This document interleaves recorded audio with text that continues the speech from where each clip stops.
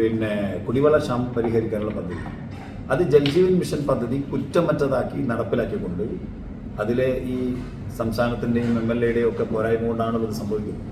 അപ്പോൾ അത് മാറ്റം വരുമ്പോൾ അവരുടെ കോൺട്രിബ്യൂഷൻ്റെ പ്രശ്നമാണ്, ഫണ്ടിൻ്റെ പ്രശ്നമാണ്, സംസ്ഥാന ഗവൺമെൻറ് ഫണ്ടിൻ്റെ പ്രശ്നമായിരിക്കാം, MLA-യുടെ പിന്നെ അത്തരം കാര്യങ്ങൾ പരിഹരിക്കാൻ സാധിക്കാത്തതുകൊണ്ടായിരിക്കും. അപ്പോൾ ഇതെല്ലാം പരിഹരിച്ച് കുടിവെള്ളം ജനങ്ങൾക്ക് എത്തിക്കാനുള്ള അടിസ്ഥാനപരമായ ആവശ്യം.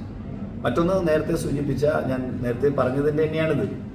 എന്താണ് പോരായ്മയാണ് നമ്മൾ ചൂണ്ടിക്കാണിച്ചത്, അതിൻ്റെ നേരെ പരിഹാരമാണ് നമ്മൾ ഉദ്ദേശിക്കുന്ന മാതൃകാപരമായ പദ്ധതികൾ.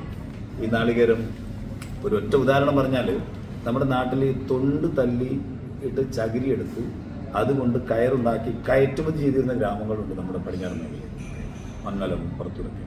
ഇന്നതില്ല. ഇല്ലാത്തതിന് കാരണം അത് വെള്ളം ഉണ്ടാവലും ഇന്നത്തെ ജീവിതശൈലിയുടെ അത് സാധിക്കാത്തതുകൊണ്ടാണ്. പക്ഷെ അത് ആധുനികവൽക്കരിച്ചാൽ ചെയ്യാൻ പറ്റും. നേരത്തെ കൊപ്ര തേങ്ങ വെട്ടി ഉണക്കി അത് അടർത്തിയെടുത്ത് അത് കീറിയെടുത്ത് പിന്നെ ഉണക്കി പിന്നെ ആട്ടിയെടുക്കല്ലേ. ഇന്നിപ്പോൾ പച്ച തേങ്ങ കൊണ്ടുപോയാൽ കൊപ്രയായി വരാൻ അധികം സമയമില്ല. അപ്പോൾ ഇന്നത്തെ ആധുനിക സംവിധാനം പ്രയോജനപ്പെടുത്താം. കേന്ദ്ര സർക്കാരിൻ്റെ MSME ഉൾപ്പെടെയുള്ള പദ്ധതികളുണ്ട്, PMEGP ഉള്ള പദ്ധതികളുണ്ട്.